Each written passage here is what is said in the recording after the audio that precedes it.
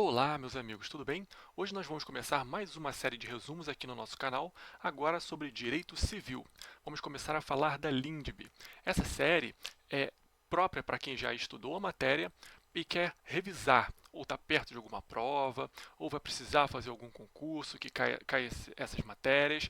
Essa série é específica para isso. Se você não estudou a matéria, recomendo que vá na doutrina, leia a lei, leia o seu material de consulta e de estudo, mas essa série é uma série expressa, resumida, sintetizada, própria para quem quer revisar o que já estudou. Então vamos lá?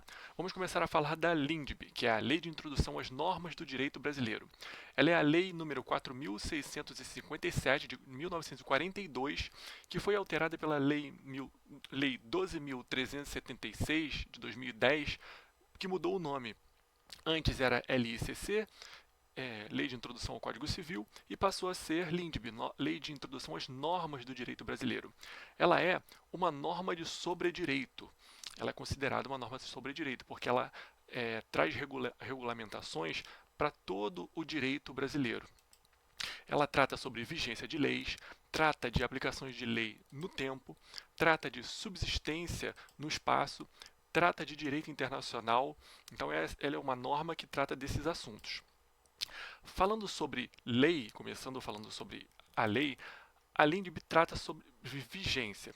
Então, segundo a LINDB, a vigência das leis, salvo disposição em contrário, ou seja, se a lei não trouxer no seu texto, quando ela começa a viger, ela no país começa a viger a partir de 45 dias da sua publicação e no exterior a partir de 3 meses da sua publicação.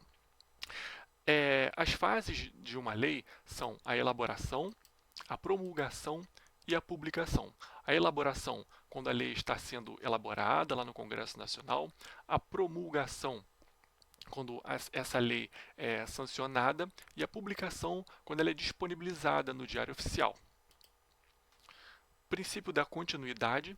O princípio da continuidade das leis é aquele que diz que a lei ela permanece em vigor até a sua modificação ou até a sua revogação. Segundo esse princípio, uma lei ela vai permanecer em vigor. E se ela for revogada, não existe a repristinação automática. O que é isso? A lei anterior, que foi revogada por essa lei, que está sendo revogada agora, ela não volta à sua vigência automaticamente, a menos que isso seja expresso da nova lei, da lei revogadora. A gente tem que observar aqui que repristinação é diferente de efeito repristinatório. Lembra? Efeito repristinatório é aquilo que o STF faz com as leis quando ele declara uma lei inconstitucional. Se o STF declara uma lei inconstitucional, a lei anterior, que foi revogada por ela, volta à sua vigência sim, porque essa nova lei foi declarada nula. Então, ocorre o efeito repristinatório e não a repristinação. Repristinação é quando uma lei é revogada por outra lei que expressamente diz que a anterior volta à sua vigência. Então, lembrar disso. Características da norma jurídica. A norma jurídica, então, ela tem generalidade, ela vale para todas, ela tem imperatividade, ela é cogente e é obrigatória, ela tem permanência, ela permanece indefinidamente, ela é competente e ela é autorizante, ela autoriza atos e obrigações, ela autoriza é, determinadas situações jurídicas. Lembrar também do princípio da obrigatoriedade. O princípio da obrigatoriedade, que diz que as leis são obrigatórias, ele não é absoluto. Como a maioria das coisas no direito, né, não é absoluto. O princípio da obrigatoriedade, ele tem como uma das suas grandes exceções o artigo 139, inciso 3 do Código Civil, é o erro de direito. O erro de direito, quando for a única causa e sem desobrigação da lei, o erro de direito ele vai ser uma exceção a esse princípio da obrigatoriedade. E qual é o sentido, qual é a base fundamental desse princípio da obrigatoriedade? Aqui tem uma divergência doutrinária. A primeira corrente defende que o princípio da obrigatoriedade das leis trata-se de uma ficção legal, é a teoria da ficção legal. os que defendem essa teoria dizem que a lei ela é obrigatória porque deve-se dar segurança jurídica aos fatos e aos atos do nosso sistema jurídico. A segunda corrente é a teoria da presunção absoluta, diz que a obrigatoriedade das leis é uma presunção, e é uma presunção absoluta, iure et de iure. A terceira teoria é a teoria da necessidade social, princípio da vigência sincrônica da lei. Segundo essa teoria,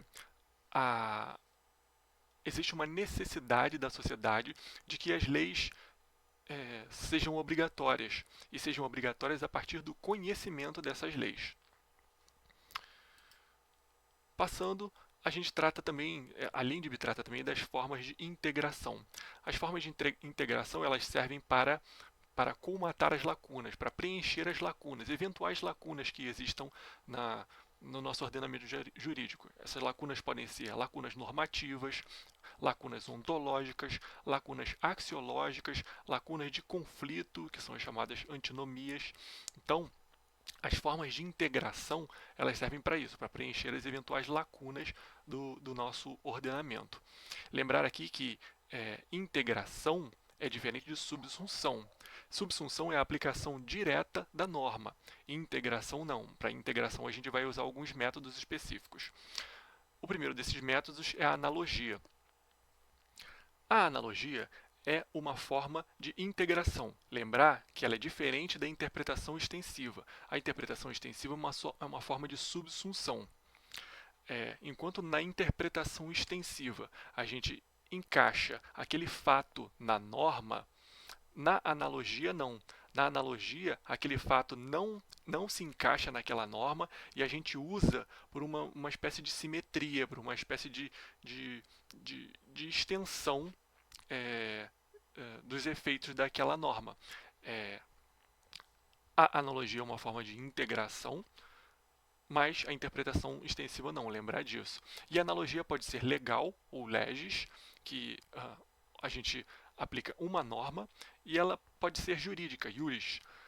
A gente aplica um conjunto de normas. A analogia jurídica aplicada pelo juiz, um conjunto de normas. A analogia legal aplica uma norma só. A gente também tem os costumes. Costumes são considerados também uma forma de integração. E o requisito para a utilização do costume como forma de integração são continuidade desse costume, uniformidade, diuturnidade, moralidade e obrigatoriedade desse costume. Não pode ser qualquer costume, ele tem que ter esses requisitos. E os costumes podem ser contra legem, praeter legem e secundo legem. Praeter legem, quando ele é além da lei, é um costume integrativo, e se o costume for secundum legem, segundo a lei, é um caso de subsunção. Não seria um caso de integração. E o costume contra legem, não. Ele não pode ser observado. Em regra, o costume contra legem não é uma forma de integração. Só o praeter legem. Princípios gerais do direito. Princípios gerais do direito são as normas não escritas que a doutrina dá como exemplos, as normas do direito romano. Honeste vivere, alterum non laedere e suum quic tribuere. Que significa o quê? Honeste vivere, viver honestamente, alterum non laedere, não tirar o que é do outro, suum quic tribuere, atribuir a cada um o que é seu. Esses são os princípios gerais do direito romano. O Código Civil de 2002 também traz alguns princípios gerais do direito, que são a eticidade, a socialidade e a operabilidade. Também é uma forma de integração a equidade. Lembrar que a equidade pode ser legal ou judicial, ela trata de bom senso e ela deve ser prevista em lei. A equidade, para ser aplicada pelo juiz, ela deve ser prevista em lei. O juiz não pode aplicar a equidade quando ele quiser. Aplicação no tempo. A lei também trata de aplicação no tempo. Em regra, a lei é irretroativa. A exceção é a retroatividade, só que essa retroatividade tem que estar prevista em lei. E a lei deve respeitar o direito adquirido, o ato jurídico perfeito e a coisa julgada. Exceções. A doutrina fala em algumas exceções também. Por exemplo, a relativização da coisa julgada no exame de DNA, por exemplo. Antes não se tinha exame de DNA, passou a se ter essa possibilidade. É possível relativizar a coisa julgada com esse exame de DNA. O princípio da retroatividade motivada ou justificada, também é dado pela doutrina como um exemplo de exceção. E também Daniel Sarmento fala da passagem do direito seguro para um direito justo. Antes tratava-se de um direito seguro, onde a segurança jurídica era o ápice, era o objetivo principal. Passou-se então a tratar de um direito justo, onde a justiça passa a ser o objetivo principal da aplicação da lei. Aplicação no espaço. De aplicação no espaço, a LINDB traz várias normas.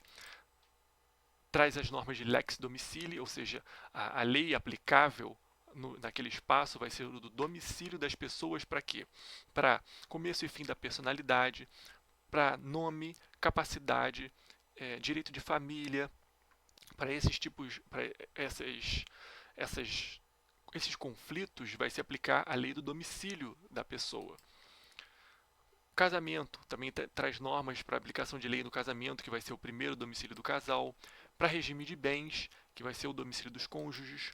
Também traz para bens, que as normas que se aplicam aos bens são as normas onde eles se situam. Também traz normas de aplicação do espaço para obrigações. Em regra, locus regit actum. Então, o lugar rege o ato. E para vocação hereditária. Vocação hereditária, a LINDB também traz algumas normas nesse sentido. E por fim, a LINDB também fala de antinomias. Os critérios para a solução de antinomias são o critério hierárquico, em primeiro lugar, em segundo lugar, especialidade, em terceiro lugar, o cronológico, nessa ordem.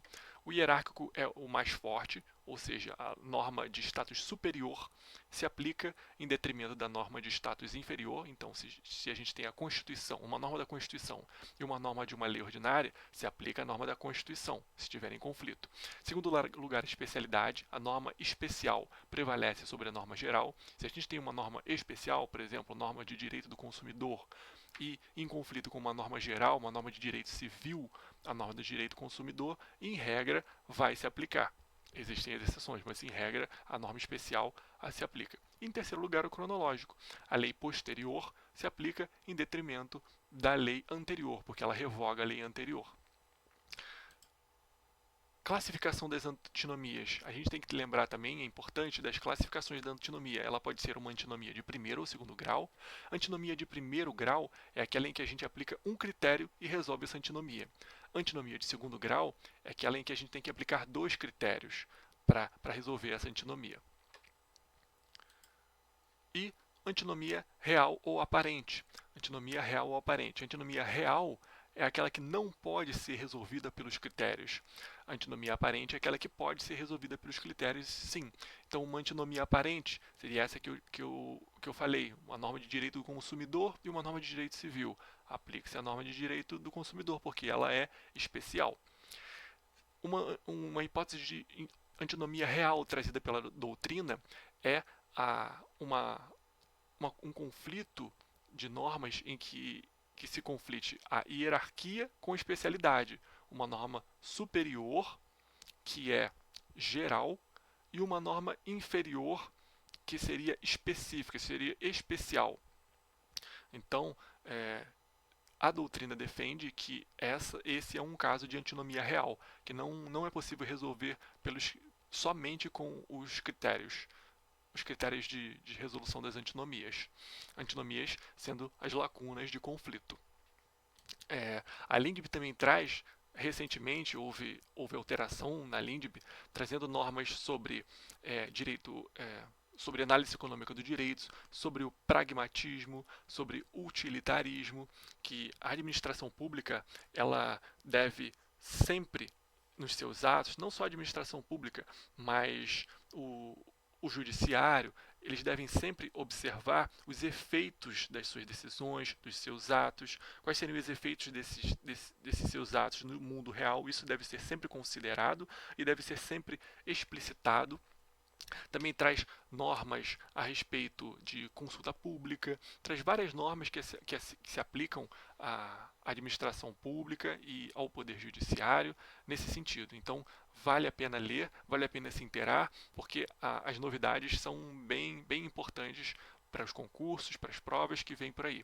Muito obrigado, pessoal, um abraço e até a próxima.